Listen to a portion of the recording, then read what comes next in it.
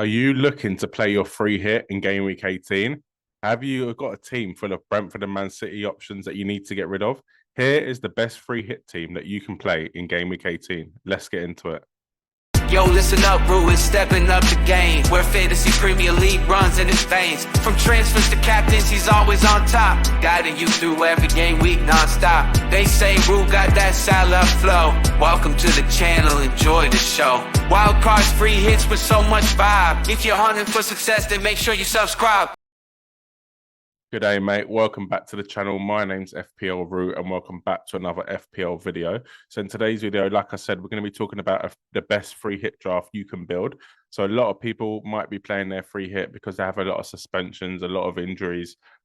Maybe they're loaded up on Brentford and Man City players who do blank in this game week. So that is a good reason why you might want to play your free hit if you can't get out 11 players, if you can't get out even 10 players. Or your team's just absolutely ruined by, like I said, suspensions, injuries, minutes rotation, risk of a benching, etc., etc. This is the best team I can build. You might be able to afford some upgrades, or you might be able to actually, to be honest, you probably wouldn't be able to afford upgrades. This is probably the best team you can build because there is a lot of money in the bank because of no Man City, no Brentford. Also, Liverpool and Arsenal play each other, so I haven't really included players from them teams because I think that is a tough fixture for both. But we'll go into it and I'll explain a bit more my thinking behind that. In goal, so I've gone for Burnt Leno, Burnley at home. I think that is a really, really good fixture for him. Fulham, although they did lose in game week 17, they're actually been on pretty good form recently, and Leno actually kept 2 clean sheets in game weeks 15 and 16. In total, I do think Fulham are not a bad side. I think that injury to Raul Jimenez did end up losing them the game against Newcastle so I think they lost the game because of that rather than they are a bad side. Leno, I think, is a good goalkeeper to go for as he does get save points as well. He does get bonus because of that. And I think overall he is a good goalkeeper to go for, especially with playing Burnley. I don't think Burnley are a massive attacking threat. I don't think they'll cause Fulham too many problems, and especially Fulham being at home, they're going to want to correct that wrong of losing 3-0 to Newcastle in game week 17. Substitute goalkeeper, I've gone for Turner, but you can go for anyone. I don't think Leno has a chance of being benched, to be honest. Turner has Bournemouth at home, and he should start. He started in game week 17 and 16. So for me, I think that's a good enough goalkeeper. But if you have spare money, maybe you can upgrade Turner to someone else. Defense, I think breaking it down into teams, you're probably going to want you're definitely going to want a Newcastle defender, and I think you're definitely going to want an Aston Villa defender. I think there is an argument for going for maybe a Chelsea defender, a Fulham defender, but as you've got Leno in goal, we'll rule out Fulham. So, and for me, I think Wolves away is not as easy as some of these other fixtures. So I've decided to go for the Aston Villa defender. I've gone for Pau Torres. Ideally, I'd like someone like Matty Cash or I'd like someone like Luca Dean, but I just can't guarantee their minutes. So I think for the sake of this, you probably just want to go for someone that is going to be guaranteed to play. And to be honest, Pau Torres has scored a couple goals this season, so he can get a goal. And Villa's defense has been really, really good.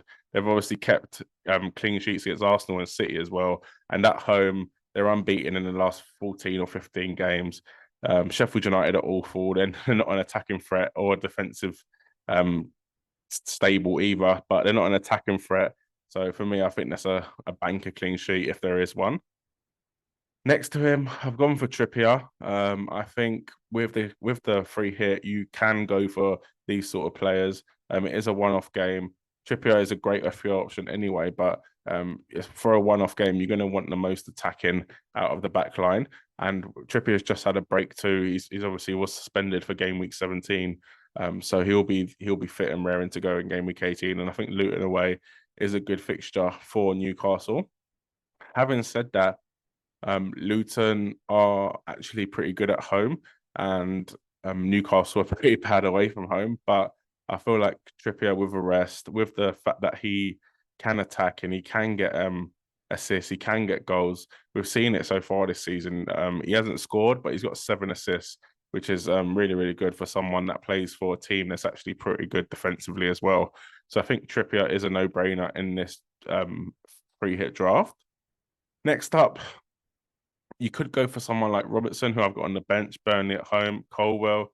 But for me, I really want to attack them attacking defenders. Yes, Pau Torres is not attacking, but Trippier and Pedro Porro for me are some of the best out there. And I think Pedro Porro would be a really, really good option on the free hit. He has got 4 assists in his last 5 games, which is incredible. Spurs kept a clean sheet in game week 17 as well against Nottingham Forest. And although Everton are, I guess, on form, one of the most on form teams in the league at the moment, I do fancy Spurs to beat them at home. And to be honest, I can't say I fancy Spurs to keep a clean sheet because I actually never really fancy Spurs to keep a clean sheet. But Pedro Porro is so attacking. There was numerous occasions in that Forest game where he was ended up in the box. He was kind of going for the centre forwards header when really he's a right back. So for me, that is someone I want in my team, and I think he'll be a great addition to any free hit team, especially with being at home. And yes, you could say a good fixture on paper, but I would be a little bit considerate with that one because Everton are in really, really good form at the moment. So next up for the midfield, I think the midfield does give some options to go for some differentials, but I think it is important to get the key players in there. Although Chelsea do have a tough fixture at Wolves away, I think Palmer is probably one of the key players in this draft. He comes in off the back of a goal and assist against Sheffield United at home, a 14-pointer, and he's on penalty. So both of them goals were non-penalty goals. So sorry, both of them returns were non-penalty. One was an assist, obviously, and one was a goal. So far this season, he's got 6 goals, 4 assists. And to be honest, he's only started 10 games. So that's a return in every single game, attacking return in every single game. For me, I still don't really trust Chelsea that much, but I think for the overall factor of having Cole Palmer, he's on penalties. He can get non-penalty goals. The fixture is not the best, but it's not the worst either with Wolves away. I think he is a must-have in this team, and especially with how owned he is by everyone else, I think it will be a little bit stupid not to go for Cole Palmer on the free hit. And I do think he is a really, really good option as well. So it's not just the scare factor. I do think he is a really, really good option. Anthony Gordon, I guess, is another player that is maybe alone but owned by a lot of people. Actually, only 23% in terms of the whole game, and Cole Palmer is actually only 20%. So really, it's not it's not massive numbers. It's not Salah numbers, who is owned by 53%. But yeah, I think Gordon is a really, really good option for this week. He's had a little bit of a knock scare, an injury scare in game week 17. He came through, played 83 minutes, got an assist, another return at home. But with Anthony Gordon, it does seem like he does get his return only at home. So 6 goals, 6 assists this season, and I think most of them have come in home games. But for me, I think this game is really a good one for Newcastle. They're going to want to turn that around. They've got this whole thing about how well they perform away from home. They lost 4-1 to Spurs in game week 16 away from home, 3-0 to Everton away from home, lost 2-0 to Bournemouth away from home. This is all going back to their previous fixtures. So I'm not like I'm picking out the worst ones. Then they drew to Wolves away from home, drew to West Ham away from home. Then they beat Sheffield United in game week 6 away from home, lost to Brighton away from home, lost to City away from home. So they've won once away from home all season. However, saying that, you don't need the team to win for an attacking player to do well. I think Gordon can get a goal in this game, can get an assist in this game, and I think he is actually a really, really good option. He's, to be honest, playing so well at the moment. Newcastle just scored 3, albeit against 10 men. Fulham, I do think this is a good game for a Newcastle attacker, and that's why I've gone for Anthony Gordon against Luton. Next up in the midfield, this is a tricky one. So I'm not sure if you can see who's on my bench. So it is Mohamed Salah on my bench. Originally, I did have Salah in the first 11, but I think I'm going to leave this as a preference for you. Obviously, it's your free hit draft. You do what you want. But for me, playing the free hit, it does give you a chance to go for these differential players that a lot of people won't have. And I think Willian could be a differential. To be honest, it's not a player that screams, let's get him in your team. But for me, at 1.1% own, he hasn't played against in game week 17, and he came off at half time in game week 16. So he's carrying a knock, I'd say.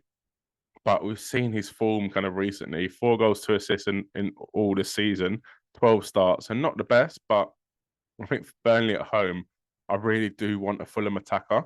And with Raul Jimenez is red carded, Andrea Pereira, I'm not too keen on this season. I think Willian could be that nice differential that you're looking for if you are playing the free hit. Don't get me wrong, it is a massive, massive punt. It's not a player that is guaranteed to score, guaranteed to get an assist, but no player is, don't get me wrong. But it's not a player that is even you'd even think about bringing into your normal team. But as it's a free hit, it's for 1 game week against Burnley. Fulham have scored quite a few goals in the last 3 game weeks. They scored 5 in a row recently as well in game weeks 15 and 16. For me, I think William could be that nice differential. Obviously, you could play Salah instead. You could go for Andrea Pereira, could go for Harry Wilson. You could even go for Vinicius up front now that Raul Jimenez is suspended. But for me, I think Willian is going to be on penalties, and that's why I've gone for him. But let me just take this one more time and say it. It is a massive, massive risk and a massive differential. But I think you can take that on the free hit. I think it's a chance to go for something a little bit different, because if he does perform, you're going to climb up them ranks. Next up, someone maybe a little bit safer is Heung-min Son. So I did actually think about going for Richarlison instead, just to be that little bit different and go for that little bit of a differential. Obviously, we've seen Richarlison score 2 against Newcastle, got a goal against Nottingham Forest as well.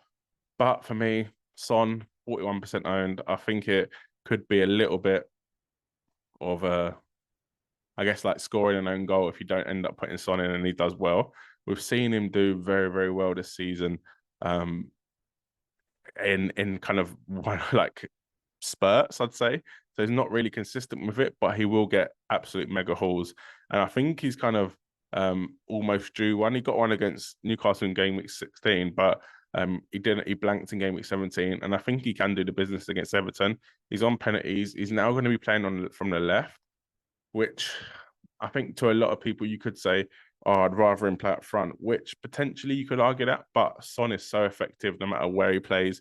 It kind of gives him almost a new lease of life by going back to his old position. I think in some games where teams are playing a low block, he kind of got lost in that forward position. Whereas on the left, he can get the ball, have a bit more space, run at the defender, get to the byline, pull it back, get the assist, cut in, shoot. Like, it gives him a bit more when defenses are playing that low block, which is why a lot of people said Son's only good against high line. Son's only good against high line. He can't score against low block. Everton will come and sit back. Sean Dyche's team, they're gonna, no matter what form they're in, they're gonna come and sit back in this game. And I think Son could be the key to breaking that down, whether that's getting the ball, cutting in and shooting, or like I said, going to the byline and crossing it to Richarlison. However, I think the penalties and the fact that I think Son will likely get 90 minutes more than Richarlison. So for me, I will have gone for Son in this free hit draft. So before we do go on to the forwards, I just wanted to talk about Mo Salah.